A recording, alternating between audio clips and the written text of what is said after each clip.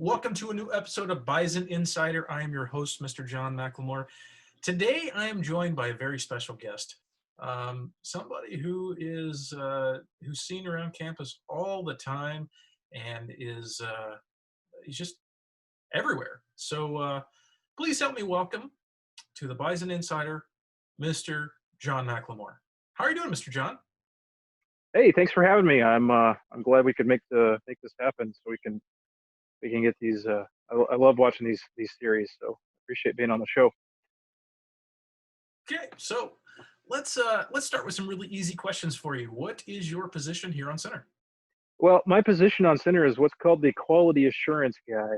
Um, that's not the correct terminology. It's actually quality assurance analyst. Basically, what my job is that I go around and I make sure that we as staff are doing what we say we're supposed to do, and that we're following all the rules and regulations that the government told us we have to follow, and making sure that students are taken care of. So I've uh, I've been here for a little while.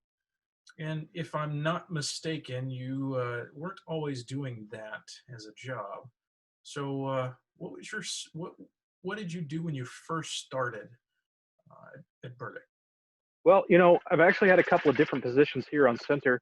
Um, I started back in 2013, October of 2013, as the security sergeant. So kind of like what Mr.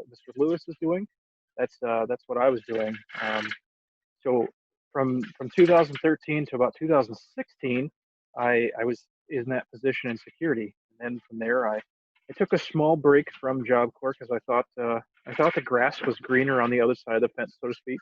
And I left for about 3 months, and then I realized that Job Corps was really where my heart was, and really where I was called to be as far as that's what I really wanted to do. So I applied for the quality assurance analyst and got that, and then I kind of moved around a little bit and went to team manager. I was team two manager for a little while, for about 9 months, and I learned a lot of stuff whenever I was a team manager, and and I left the position to go back to quality assurance just because I felt like I did a pretty good job there, and I just felt like it was a little bit better fit for me, and it was just kind of that time. So I went back to QA, and that's where I've been ever since.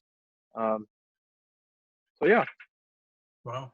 Well, that actually answers my next question, which was how long you've been working here. So I appreciate that taking the words right out of my mouth. So let's get into some more thought-provoking questions now. These are questions that are designed to make you think on your feet, and these are not scripted. These are not on. They're just whatever happens, happens. So we're just gonna roll with it. So, what is your favorite hobby?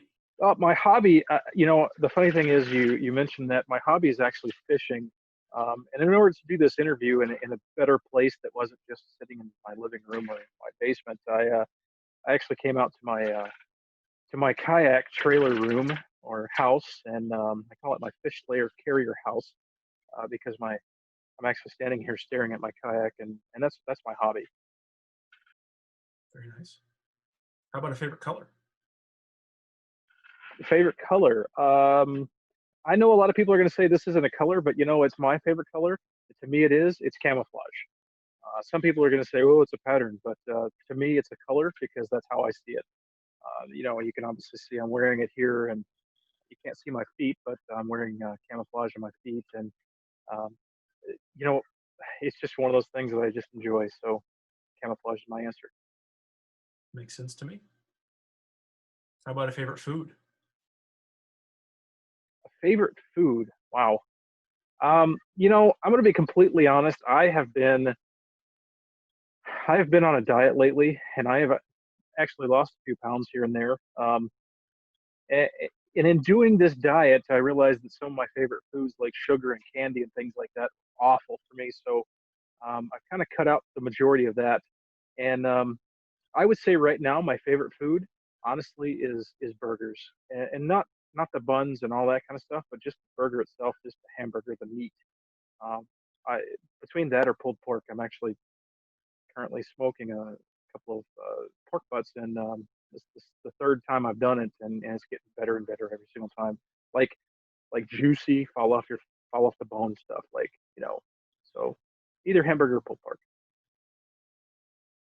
What about your favorite sport? Not necessarily one that you like to play, but maybe one that you enjoy watching on TV or even in person. Gosh, a favorite sport. Um, you know, a lot of people call this sport not a sport, but I'm going to tell you that my favorite sport to watch on TV and my favorite sport to watch in person is NASCAR. Yeah, I know. People are like, oh, they just sit in a car and they just drive and drive and drive. No, you know what? There is so much physical conditioning. Whenever you get into a car and you're driving for 600 miles in a circle or on a road course and you are trying to stay within your lane and not wreck everybody at 200 plus miles an hour, there's a lot of physical conditioning that goes into that sport. There's strategy that goes to that sport. There is, do I take two tires? Do I take four tires? Is my car good enough? So it's a sport because there's a lot of strategy and there's a lot of stuff behind that. So yeah, that's my answer. Hmm, yeah, yeah. Okay. Well, here's another random question for you. Who would you rather spend the day with?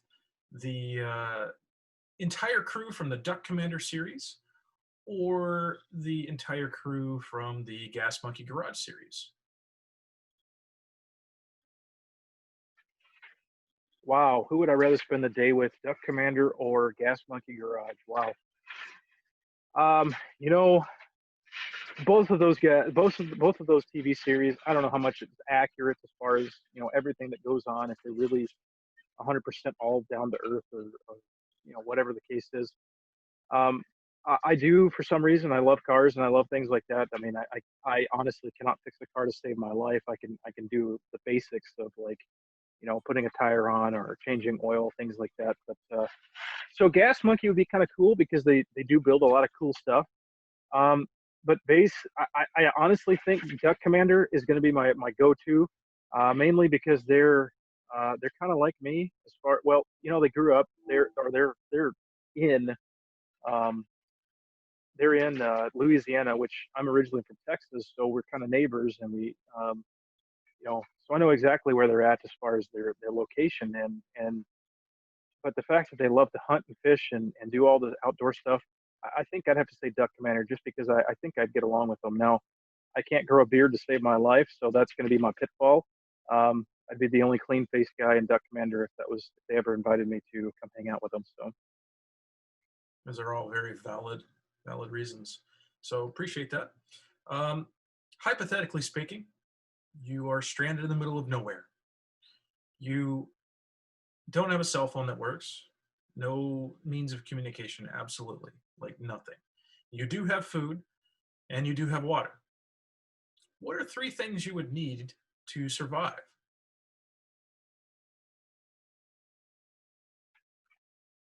wow, gosh, three things to survive. I've got food and I've got water.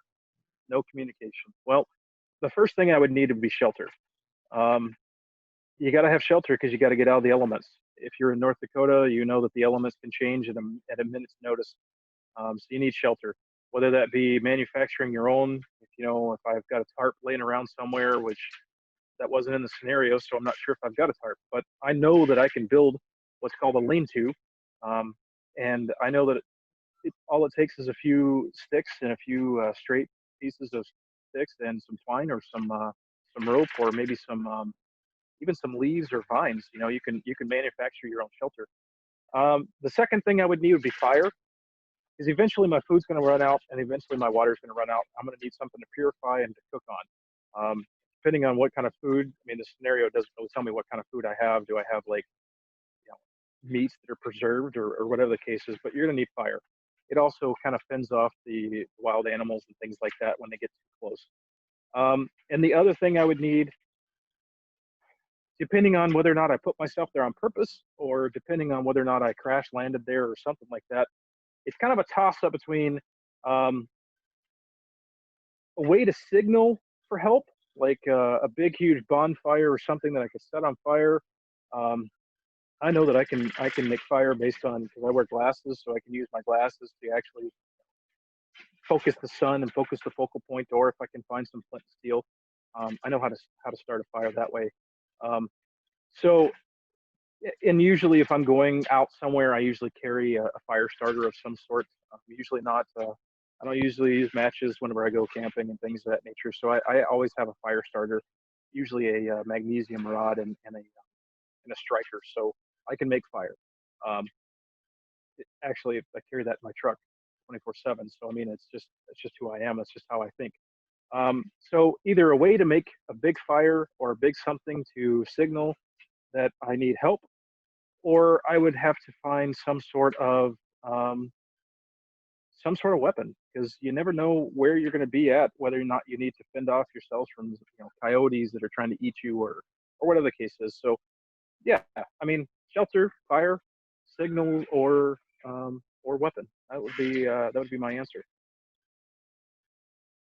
Those are all very logical responses. Um, if I was stranded somewhere with you, I think I would really, I think I would survive. So um, here's a brain teaser for you. This one it's gonna make you think for a second. So Abby's mother has three children. The oldest child is named April. The middle child is named May. What is the youngest child's name? Um, well, my first thought would be that the last child would be June, because you just said April, May. Um, but well, let me think for a second. Abby has three. Mother has three children. Um, April, May. Well, hey, hold on. Abby would be the youngest child. Thanks. Yeah, tried to trip me up there. I see. I see. See, you got it after you thought about it for a second. Your initial thought was, obviously June, because that is a girl's name. But yep, you're right. So just to let you know, we have a few more minutes left, a few more questions, and this next one is another kind of a brain teaser, but I think it fits right along with what I know about you. So out of these items, which do you think is the most important? And I'm going to give you the items. So out of these items, a rod, a reel, a net, a boat, or line and lure, which do you think is the most important? Um, I think that the most important thing out of that list, so a rod and a reel, a net, a boat, or a line and lure. You know, I would have to say the line and the lure, because you can't really catch any kind of fish if you don't have something to bait them with, or to actually, you sure you could stand there in the middle of a river, or stand there in the middle of somewhere if you knew that the fish were hanging out there, and you could use a net to scoop them. Excuse me. But you know, if you've ever tried to actually do net fishing, it doesn't work very well. Sure, yeah, could I use a boat? Yeah, but and my boat is probably, even though I'm standing here looking at it, she's probably sitting there thinking, jerk. But line and lure is for sure the one thing. You don't need necessarily a rod. You don't necessarily need a reel, because you can do the same stuff as long as you have fishing line and you have a hook. Even if I had to make my own hook out of like soda cans, you could take the little pop top thing off, and you can actually just cut it, and it creates like a hook. So, you know, I would say line and lure, line and lure. That makes sense. So thanks. Like I said, there's no right or wrong answer. It's just a matter of can you answer things on your feet. So that with that question being asked, that does mean that we have come to the end of our silly question phase. And on a more serious note, I wanted to give you an opportunity to talk to our students who are in the distance learning phase of Job Corps at the moment, and be able to give some positive feedback or some positive encouragement. And just, what do you got? Um, you know, some words of encouragement that I would give to our students. You know, it's really a tough time, and I know that I have talked to a bunch of you guys during either the assembly, or one-on-one through emails or through text messages, and I know you guys are ready to come back, and we're working hard to get you guys back, and we're working on a plan so that we can get you guys back on center and get you here. But my words of encouragement are keep your head up. And I know that we've said this 1,000 times, but keep your head up. We are in this together. Just like you guys, we're learning new things, and we're learning how to adapt and overcome. And the biggest thing you got to remember is you've got to stay positive. If you say you can't, then you're never going to. But if you say, you know what, I can, then you're going to find a way to do that. So keep your head up, remain positive, know that we're in this together, and that's the biggest thing. And always try to find some way to say I can. Because if you like I said, if you try and say I can't too much, then it's just not going to work. So yeah. Thank you very much for sharing your insight there. I know that's going to help a lot of people, and I'm sure that somebody watching this series will connect right to that. So thank you. So unfortunately, we are out of time, and that does mean that we have to end this little question and answer phase. So just want to remind everybody, if you are enjoying this series and if you're looking for more episodes, or if you have missed our episodes, make sure you head over to our YouTube channel. You can get there really easily through our Facebook page. And that Facebook page is called The Burdick Job Corps Community. And all of our updates and our episodes and anything that's happening, and even our assemblies are being posted on YouTube so that you guys can all see them and get the information. So head over there, hit the like button, hit the subscribe button on our YouTube channel. That way you don't miss any updates. And to keep this in tradition, Mr. John, I want to give you one final thought. This final thought is something that for 31 episodes, this now being 32, has remained constant. And I will say, prepare for the groan moment, because it's a joke. So, did you happen to hear about the fight that happened at the seafood restaurant? No, what happened? Well, I can tell you what happened. Two fish got battered. Two fish got better. That's hilarious. You're a funny guy, and it's one of those jokes that's just so old, but you know what? It's still a good one. So thanks. That's the response I was looking for. I got you there, huh? So, well, I just want to remind everybody, stay safe, and we'll see you soon. See ya.